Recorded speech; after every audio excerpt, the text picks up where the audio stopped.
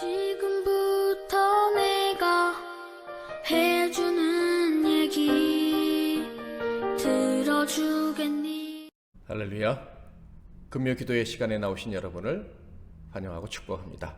오늘 하나님께서 주시는 은혜의 말씀은 로마서 15장 5절에서 7절 말씀이 되겠습니다. 로마서 15장 5절에서 7절 말씀 봉독해 드리겠습니다. 이제 인내와 위로의 하나님이 너희로 그리스도 예수를 본받아 서로 뜻이 같게 하여 주사 한 마음과 한 입으로 하나님 곧 우리 주 예수 그리스도의 아버지께 영광을 돌리게 하려 하노라. 그러므로 그리스도께서 우리를 받아 하나님께 영광을 돌리신 것 같이 너희도 서로 받으라. 아멘. 오늘은 서로 받으라, 서로 받으라 라는 제목으로 하나님의 말씀을 상고하겠습니다. 로마서 15장은 믿음을 선물로 받아 긍휼의 그릇이 된 사람들이 어떻게 살아가야지에 대한 말씀의 결론 부분이다 라고 할 수가 있겠습니다. 한마디로 사랑하라는 것이죠. 7절의 말씀을 인용하면 서로 받아주라, 용납하라 이런 것입니다. 온 성도가 사랑으로 하나가 될 때, 서로 받아주면서 한 마음이 될 때, 그때 하나님이 영광을 받으시는 복된 삶이 될 수 있다라는 말씀입니다. 그리고 이런 사람이 바로 하나님께서 기뻐하시는 산제물로 자신을 드리는 참된 성도의 삶이다 라고 할 수 있겠죠. 14장에서 사도 바울은 사랑의 빚을 지고 살아가는 우리, 불쌍히 여기심을 받고 살아가는 우리는 이웃을 판단할 자격이 없다라고 말씀했습니다.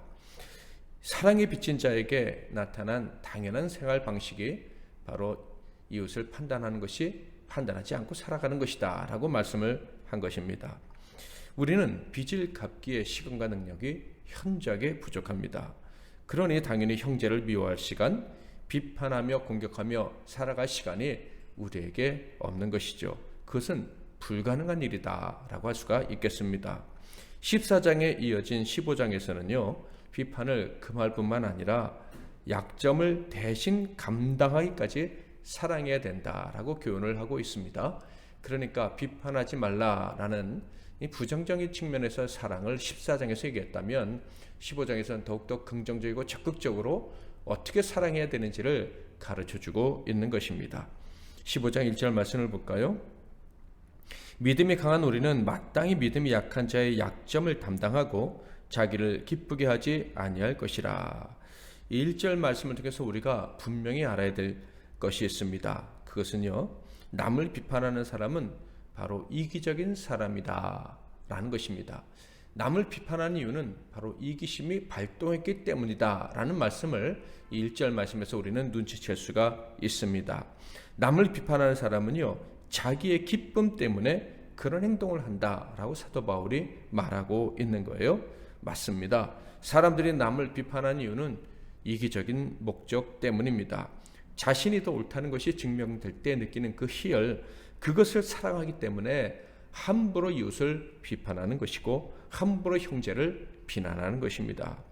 만약에 이런 이기적인 목적이 아닌 이타적인 목적으로 형제를 비판한다? 그것은요, 비판이 아니라 권면일 것입니다. 부모가 자식을 위해 회초리를 들 때와 마찬가지의 심정으로 잘되게 하려고 비판하는 것이죠. 그리고 이런 비판은요, 반드시 두려움과 그리고 아픔을 동반하게 되어 있습니다. 형제에 대해서 이 잘못을 지적한다는 게 너무 아프고 또 오해할까 두려운 마음을 갖게 되는 것이죠. 그렇지만 진심으로 잘되기를 바랄 때 이런 충고를 할 수가 있는 것입니다. 사도 바울은 이렇게 믿음이 약한 성도들의 약점을 대신 지는 것은 바로 자기의 기쁨이 아니라 이웃의 기쁨을 위한 것이다 라고 이야기를 합니다. 그러니까 비판을 통해서 짐을 지는 게 아니라 정말 잘되게 하기 위해서 그의 약점을 대신 감당하며 짐을 지는 것이 성도의 할 일이고, 그때 이웃이 연약한 믿음을 가진 성도가 기뻐하게 된다라고 말하고 있어요. 2절, 우리 각 사람이 이웃을 기쁘게 하되 선을 이루고 덕을 세우도록 할지니라. 믿음이 약한 성도들의 짐을 지는 일은요, 즉 내가 아닌 성도들, 타인의 기쁨을 위한 일은요, 바로 선을 이루고 덕을 세우는 것이다 라고 말씀하고 있습니다. 이 덕을 세울 때 완전한 사랑, 율법의 모든 것을 성취하게 된다라고 사도 바울은 앞에서 이야기를 했었죠. 14장에서 그리스도인은 비판 대신에 덕을 세워야 된다라고 말씀을 했었는데 15장에서는 적극적으로 덕을 세우기 위해서 바로 약한 성도들의 짐을 져야 된다라고 말씀하고 있습니다. 그러니까 실천적으로 구체적으로 어떻게 되는지를 15장에서 가르쳐주고 있다. 이를 통해서 참된 신앙은 이론만으로 성취되는 것이 아니다. 실제로 몸이 마음이 움직여져야 된다라는 것을 알 수가 있습니다.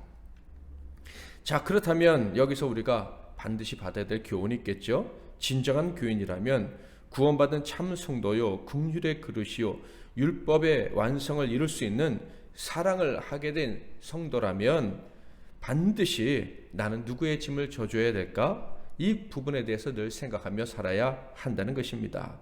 다른 성도들의 짐을 전혀 져줄 생각도 없고 그저 교회가 다른 성도가 내 짐을 져주기나 바라면서 신앙생활을 한다면 그 사람은 완전한 초신자일 것입니다. 초신자가 아니라면 만약에 교회에 오래 나왔는데도 이런 생각을 가지고 신앙생활을 한다면 문제가 심각해지죠. 그는요 진짜 신자인지 성령 받은 신자가 맞는지 심각하게 자신에게 질문을 해봐야 될 것입니다. 그리고 그 질문에 대해서 하나님께 긍정적인 답변을 얻기는 어려울 거예요. 그래서 신자가 아무런 이웃의 짐을 져주지 않고 신앙생활을 한다고 할 때 참 심각한 문제가 발생하게 된 것이다 라고 하는 거예요. 자, 그렇다면 믿음이 약한 성도들의 짐을 져줘야 된다고 할 때 우리는 어느 정도까지 짐을 져주어야 할까요? 3절을 볼까요? 그리스도께서도 자기를 기쁘게 하지 아니하셨나니 기록된 바 주를 비방하는 자들의 비방이 내게 미쳤나이다 함과 같으니라. 예수님은 자기를 위해서 자기를 기쁘게 하기 위해 살지 않으시고 약한 자들을 기쁘게 해주기 위해 사셨다라고 합니다. 그런데 약한 자들을 기쁘게 하기 위해서 그들의 짐을 져줄 때 비방을 받을 각오까지 하시고 실제로 비방을 받기까지 짐을 져주셨다라고 말씀하고 있어요. 이것이 예수님이 우리에게 보여주신 모범입니다. 우리가 따라야 할 삶의 방식이다라는 거예요. 예수님은 이런 삶을 살아야 된다는 것을 말씀으로 가르쳐 주셨을 뿐만 아니라 삶으로 실천으로 본을 보여주셨습니다. 그러므로 우리가 반드시 따라가야 하는 거예요. 주님이 보여주신 분은 구체적으로 어떤 것일까요? 말할 것도 없이 모든 사람의 죄의 짐을 대신 지시고 친히 죄인이 되셔서 십자가의 순환을 당하신 것입니다. 뿐만 아니라 십자가를 지시기 전에도 예수님은 계속해서 약한 자들의 짐을 대신 져 주셨습니다. 그래서 비난을 받으시고야 말았던 것이죠. 십자가에 달려 흉악한 죄인이라는 누명을 쓰기도 전에 예수님은 이런 비난을 받아 가면서 성도들의 짐을 져주셨습니다. 약한 자들과 함께 하셨습니다. 누가복음 7장 34절 인자는 와서 먹고 마심에 너희 말이 보라 먹기를 탐하고 포도주를 즐기는 사람이요 세리와 죄인의 친구로다 하니. 예수님이 이 땅에 계실 때 천대받는 사람들을 찾아가셨습니다. 죄인과 세리와 가늠한 여인, 행실이 안 좋은 사람들을 찾아다니셨습니다. 그리고 그들과 함께 하시며 함께 식사하시며 심지어 그들과 즐거워하기까지 하셨습니다. 이로 인해서 죄인들의 짐은 가벼워지고 그들의 마음속에 다시 살아가야겠다라는 힘이 생겼습니다. 그러나 대신 주님은 그들이 받아야 할 비방을 대신 받으셔야만 했습니다. 그리고 결국에는 죄인 중에서 가장 악한 자가 당하는 십자가 형벌을 당하시고 운명하셔야 했습니다. 사도 바울은 이렇게 예수님께서 약한 자들의 짐을 져주신 것은 바로 구약 성경에 예언되어 있는 것이다 라고 이야기합니다. 구약 시대부터 하나님의 뜻이었다. 그것이 하나님의 마음이었다라는 거예요. 그러니까 약한 자들을 위해서 책임질 줄 아는 성도가 되는 것, 그것이 바로 하나님의 품성을 닮아가는 것이다 라고 이야기를 하고 있는 것입니다. 4절 무엇이든지 전에 기록된 바는 우리의 교훈을 위하여 기록된 것이니 우리로 하여금 인내로 또는 성경의 위로로 소망을 가지게 함이니라. 구약 성경에 기록된 말씀은 바로 다 우리의 교훈을 위함인 것이다. 그래서 반드시 지켜야 되고 그것을 지킬 때 위로와 소망이 주어진다라고 말씀하고 있습니다. 왜 반드시 지켜야 됩니까? 이것이 하나님 마음이니까. 우리는 하나님의 자녀고 하나님의 성품을 따라가야 될 사람들이니까 구약시대부터 나타난 하나님의 성품, 그것이 우리의 성품이 되어야 한다라는 거예요. 그리고 하나님의 성품을 우리의 삶 속에서 구현해낼 때 비로소 진정한 위로와 소망을 갖게 된다라는 말씀입니다. 자, 그렇다면 구약시대에 예언된 말씀은 구체적으로 무엇입니까? 시편 69편 9절, 주의 집을 위하는 열성이 나를 삼키고 주를 비방하는 비방이 내게 미쳤나이다. 정말 하나님을 사랑한다면 하나님의 집과 그의 집을, 그의 가족을 사랑하는 열성이 내게 넘쳐난다면 비방을 받는 일이 일어날 수 있다. 정말 하나님을 사랑하고 하나님을 향한 열정이 불타오른다면 비방을 받는 일을 두려워하지 말아야 된다라는 말씀이에요. 이것은 당연한 것이에요. 왜? 바로 사랑의 왕이신 예수님께서도 당하신 일이기 때문입니다. 당연히 다윗도 그런 고난을 당해야 했습니다. 천국 백성이라면, 주님의 종이라면 약한 자들의 짐을 당연히 담당해야 됩니다. 이것이 하나님의 뜻이에요. 그리고 그렇게 짐으로 비난을 당할 때 하나님의 뜻이 이루어지고 곧 세상엔 위로와 소망이 임하게 된다. 이것을 믿고 살아가는 것이 바로 저와 여러분, 하나님과 하나님 나라를 사랑하는 자들의 삶이다 하는 것입니다. 자, 그런데 여기서 약한 자들의 짐을 져준다고 할 때 그 약함이 어떤 것인지에 대해서 우리는 이해해야 할 필요가 있습니다. 그러니까 우리가 약한 자들의 그 약함에 대해서 편견을 가지면 안 된다라는 것입니다. 예수님께서 짐을 져주신 약한 자들이 누구인지, 그들의 약함이 어떤 것인지 생각해 보면 우리가 어떤 사람들의 짐을 져줘야 될지에 대해서 잘 이해할 수가 있을 것입니다. 예수님이 짐을 져준 사람들 중에는 어떤 사람들이 있었습니까? 세리도 있었고요. 말씀드렸던 것처럼 품행이 좋지 않은 여인도 있었습니다. 가늠하다 현장에서 잡힌, 그래서 돌에 맞아 죽어 마땅한 여인도 있었다 하는 거예요. 또한 제자들처럼 깨닫지 못해서 서열 싸움이나 하고 심지어 배신까지 했던 사람들도 바로 예수님이 짐을 져주신 사람들입니다. 당연히 병든 자들과 가난한 자들도 있었죠. 예수님은 이 모든 사람들의 짐을 져주신 것입니다. 물질이 없어서 배고픈 사람들의 짐을 져주셨을 뿐만 아니라 도덕적으로, 양심적으로, 인간적으로 심각한 문제가 있는 사람들의 짐도 져주셨다 하는 거예요. 그렇다면 우리가 대신 짐을 져줘야 될 믿음이 약한 사람들은 어떤 사람들이겠습니까? 당연히 핸섬하고 예의 바르고 매너 좋고 어느 정도 삶의 여유가 있는 사람들의 확률은 적겠죠. 삶의 여유가 있어도 믿음이 약하면 우리가 짐을 져줘야 될 부분이 분명히 있을 거예요. 그러나 오늘 말씀을 통해서 우리가 생각해야 될, 우리가 짐을 져줘야 될 그런 믿음이 약한 성도는 어떤 사람들? 세상에서 힘들고 가난하고 힘없이 살아가는 사람들도 있지만 심지어 도덕적으로 비난을 받으며 살아온 사람들도 있을 수 있다라는 거예요. 그러니까 우리에게 아버지의 마음, 그 하나님의 자비와 긍휼의 마음이 없다면 자연스럽게 비판을 하고 싶은, 비판의 말이 나올 수밖에 없는 그런 사람들이 바로 우리가 짐을 져줘야 될 사람들일 수 있다라는 말씀입니다. 저와 여러분이 참된 믿음의 사람이라면 사랑의 빚을 갚으며 살아가야 할 것이고 비판 대신 짐을 져주며 살아가야 되는데 이런 삶은 결코 쉽지 않을 수 있다. 우리가 짐을 져줘야 될 대상들이 어떤 사람인지를 생각해 보면 결코 쉽지 않은 일이겠구나 하는 것을 알 수가 있습니다. 그래서 사도 바울은 이런 충고를 해준 것입니다. 5절, 이제 인내와 위로의 하나님이 너희로 그리스도 예수를 본받아 서로 뜻이 같게 하여 주사. 이 말씀의 의미는요, 첫째로 약한 성도들의 짐을 지려면 하나님의 성품, 아버지의 마음, 예수 그리스도의 마음이 있어야 된다라는 거예요. 특별히 하나님의 인내와 위로의 마음이 있어야 된다라고 가르치고 있습니다. 약한 자에 대해서 인내하고 그를 위로하는 것은요, 우리에게서 나올 수 있는 성품이 아니고 오직 사랑이 무한하신 하나님께서로부터만 나올 수 있는 성품이라는 거예요. 자기 의지로 약한 자를 품고 짐을 져주는 일은 정말 어렵다. 그래서 하나님의 성품이 우리에게 임하기를 간절히 구하면서 살아가야 한다는 거예요.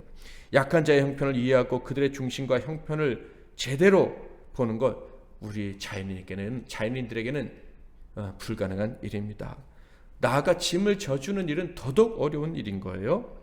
어떻게 짐을 져줘야 될지, 어떻게 위로해야 될지 우리는 절대 알 수 없어요. 그런 지혜가 없어요.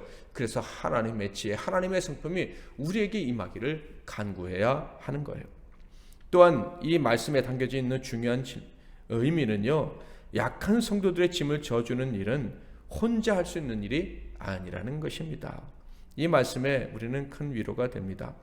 과거에 내가 짐을 져주려고 했지만 실패했던 이유도 깨닫게 됩니다. 그리고 다른 이웃 성도들과 함께 져줄 수 있다면 져줄 수 있겠구나 하는 용기를 얻게 되는 거예요. 약한 성도들의 짐을 져주기 위해서는요, 교회 모든 성도들이 다 같이 한 마음, 즉 함께 하나님의 성품을 가져야 합니다. 그때야 비로소 약한 성도들의 짐을 져줄 수가 있는 거예요. 성도들이 한 마음이 될 때 믿음이 약한 성도들의 짐을 져줄 수 있다고 사도 바울은 이야기합니다. 조금만 생각해 보면 이것은 아주 당연한, 지당한 말씀이죠. 우리가 이미 경험했을 수도 있습니다.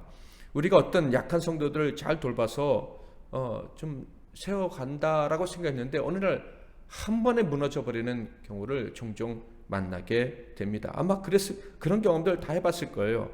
이런 허탈한 경우를 만나고 그래서 분노했던 경험도 있고 좌절했던 경험도 있을 거예요. 저도 그랬어요. 자, 그렇다면 왜 이렇게 무너졌을까? 바로 성도들과 한 마음이 되지 못했기 때문에, 온 성도가 함께 하나님의 마음으로, 성품으로 이 약한 성도를 돕지 않았기 때문에, 나 혼자 하려 했기 때문에 무너졌다라는 것을 말씀을 통해서 우리는 깨달을 수가 있습니다. 모두가 한 마음이 되어야 됩니다. 한 성령으로 무장되고 함께 하나님의 성품을 가진 성도로 성장을 해야만 합니다. 그래야지만 모든 성도들이 함께 예수님처럼 사랑의 사람들이 되고 예수님이 친히 다스리는 참된 교회가 되고, 바로 그때 약한 자들이 소망을 품고 용기를 얻고 위로받고 일어설 수가 있는 것입니다. 우리가 함께 성장해야 약한 자들의 짐을 지고 또 이를 통해서 하나님께 영광을 올려드릴 수 있다라는 것입니다. 6절 말씀처럼 말이죠. 한 마음과 한 입으로 하나님 곧 우리 주 예수 그리스도의 아버지께 영광을 돌리게 하려 하노라. 사도 바울은 이렇게 믿음이 약한 성도들의 짐을 대신 져주는 일은 예수님의 구원 사역과 비견되는 놀라운 일이다라고 강조합니다. 그러니까 우리는 예수님이 아니기에 혼자 할 수 없지만 예수님이 머리가 되신 교회로서 한 마음을 품을 수만 있다면 성도의 짐을 지는 일을 할 수가 있다라는 거예요. 그러므로 교회는요, 신적인 일을 감당하게 되는 거예요. 교회가 하나가 될 때 예수님이 하신 일을 똑같이 감당할 수 있게 된다라는 엄청난 말씀입니다. 그러니까 성도가 하나가 되기만 한다면, 함께 하나님의 마음을 품을 수만 있다면 예수님과 같은 삶을 살아가는 그런 엄청난 지위를 갖게 되는 그런 교회가 된다라는 말씀입니다. 왜 그런지 7절에서 분명하게 말씀해 주고 있는데요. 그러므로 그리스도께서 우리를 받아 하나님께 영광을 돌리신 것 같이 너희도 서로 받으라. 예수님께서 우리를 받아서 하나님께 영광을 올려드렸다라고 말씀하고 있어요. 예수님이 우리의 짐을 대신 져주셨다라는 말씀입니다.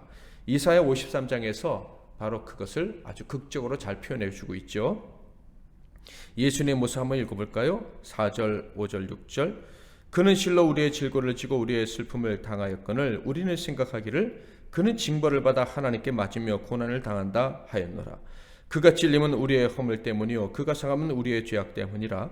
그가 징계를 받음으로 우리는 평화를 누리고 그가 채찍에 맞음으로 우리는 나음을 받았도다.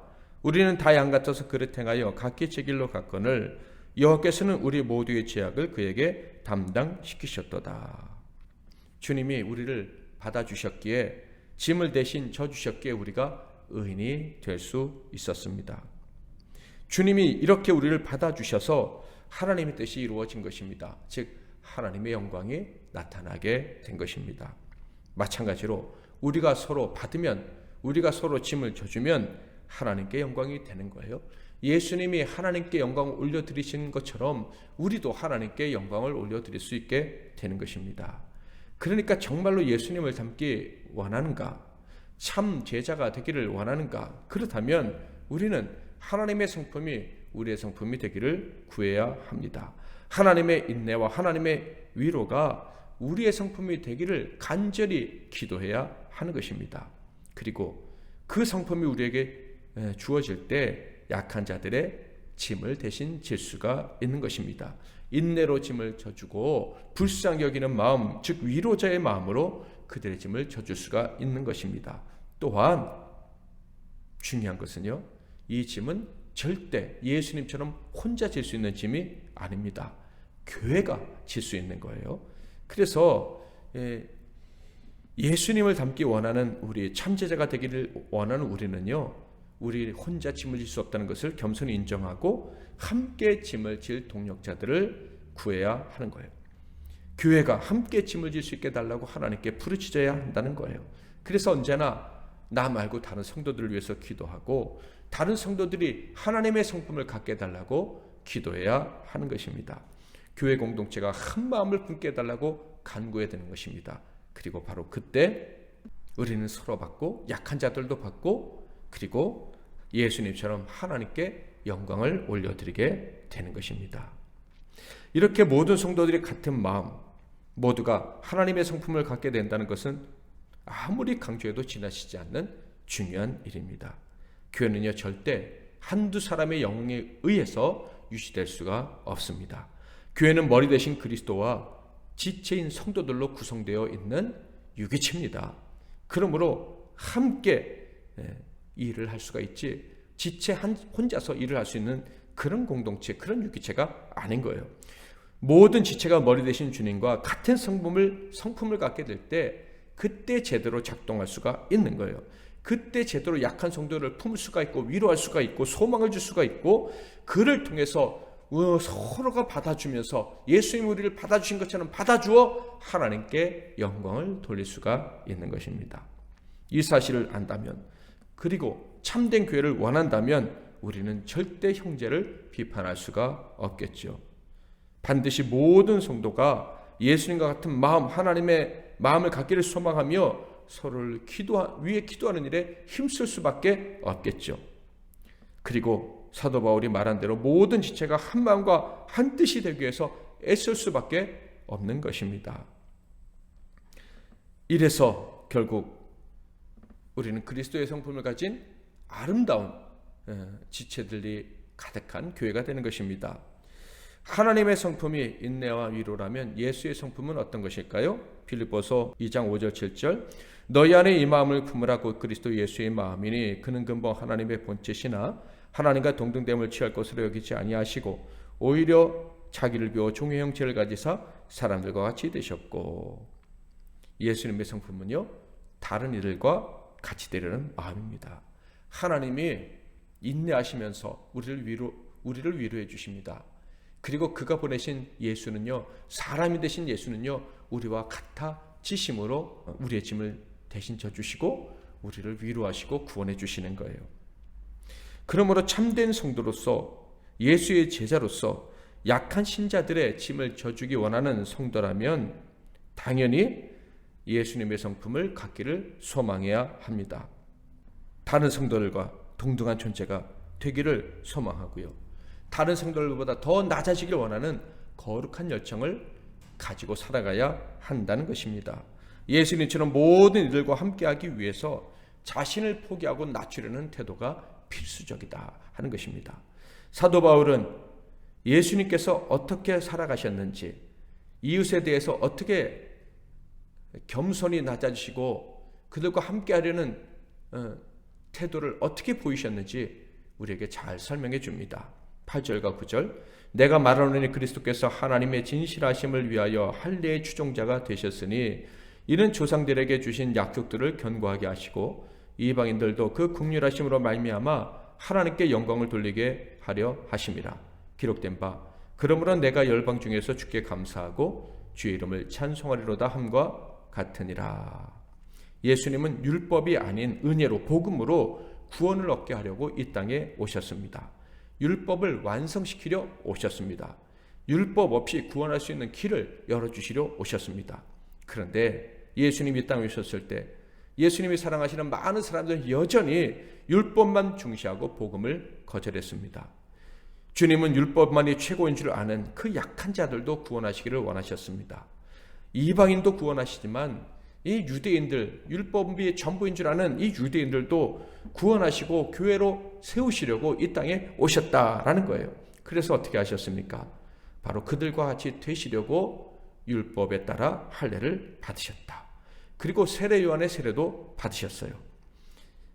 죄인들과 이방인들에게도 가까이 다가가시고 그들과 함께 식사하시고 죄인들의 영역에 들어가시고 그들의 부정한 손과 옷도 만져주셨습니다. 그러니까 유대인들과도 같이 되어주시고 이방인과 죄인들과도 같이 되어주시기 위해 최선을 다하셨다. 이방인과 유대인, 죄인 모두와 하나가 되시려고 노력하셨다 하는 거예요. 그 결과 모든 사람들의 짐을 져주실 수 있으셨고 그들과 하나가 되어주실 수 있으셨습니다. 그들과 하나가 되어주셨기에 그들을 위해서 대신 죽어주실 수도 있으셨던 것입니다. 이런 주님의 교훈을 사도 바울이 받았기에 서로 짐을 지라 서로 받으라 사도 바울은 이렇게 교훈할 수가 있었던 것입니다. 당연히 예수님처럼 그의 삶으로 본을 보이면서 이런 교훈을 주는 사도가 될 수가 있었습니다. 고린도전서 9장에 보면 바로 그가 이렇게 예수님처럼 본을 보이며 살았다는 이야기를 합니다. 나는 형제들을 받기 위해서 용납하기 위해서 내 권리를 다 쓰지 않았다라고 얘기합니다. 나를 주장하는 것보다 다른 사람들과 하나 되는 일을 더 중요시 여기며 샀다라고 고백합니다. 예수님의 길을 따랐다는 거예요. 고린도전서 9장 20절부터 22절 말씀, 사도 바울이 어떻게 살았는지에 대한 말씀을 읽어보겠습니다.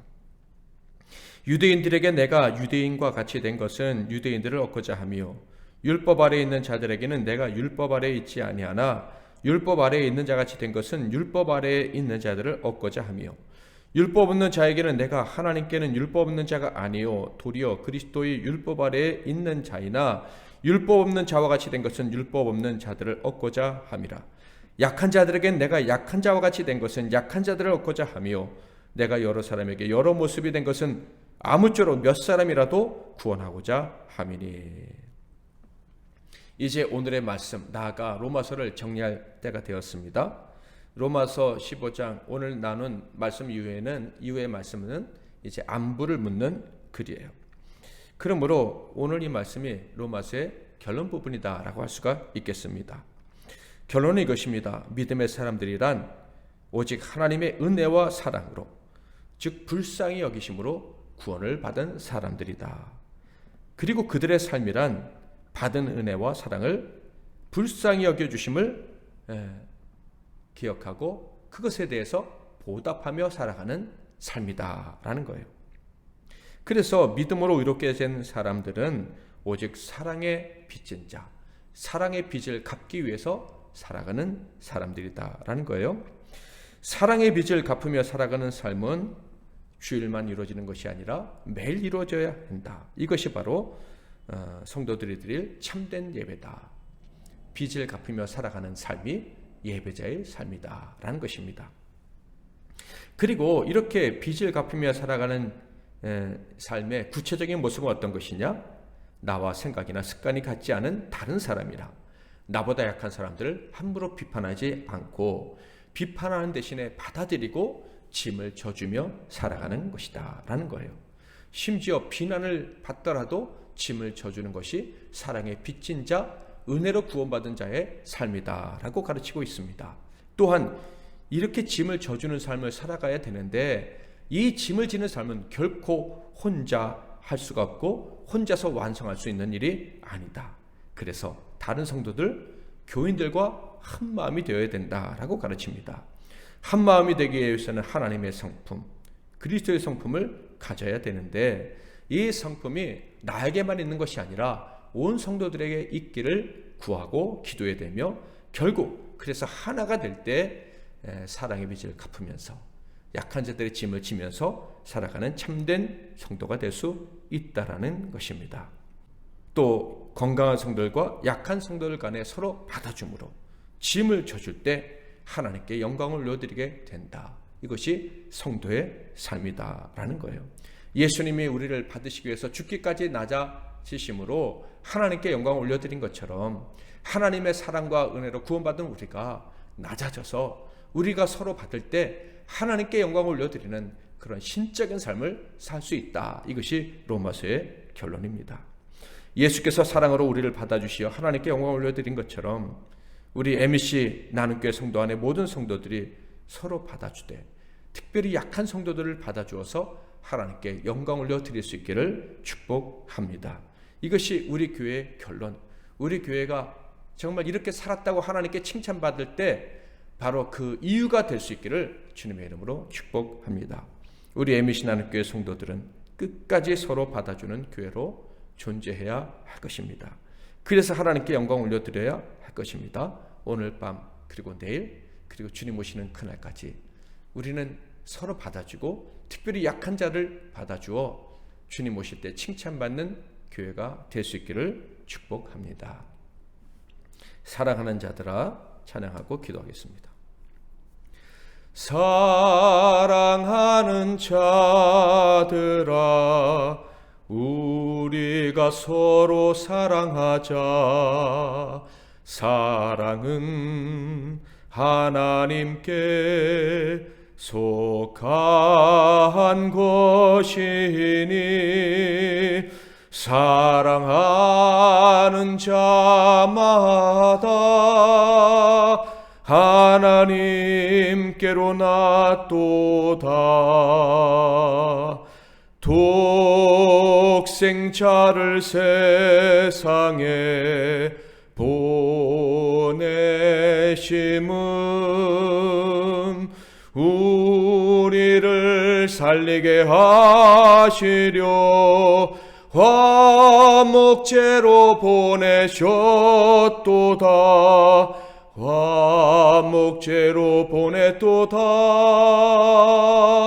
사랑하는 자들아, 서로 사랑하자.